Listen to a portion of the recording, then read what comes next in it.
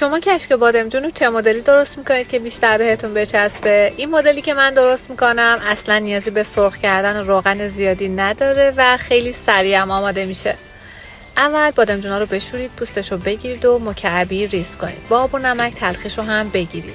و بعد بادمجونا رو توی تابه بریزید، یه مقدار آب و روغن هم اضافه کنید، در تابه رو بریزید تا بادمجونا کاملا له و پخته بشن. تو این فاصله یه دونه پیاز بزرگ رو هم خلالی ریز کنید و به همراه سیر رنده شده، ادویه و نمک و نعنا خشک تفتش بدید. حواستون باشه نعنا ممکنه زود بسوزه و تلخ بشه.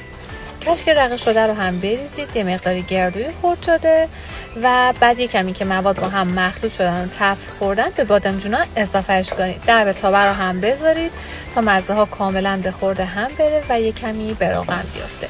این کشک بادمجون فوق‌العاده خوشمزه و عالیه و اصلا روغن زیادی هم احتیاج نداره. حتما سیوش کنید و امتحان کنید. ممنونم که با بانو همراه بودید.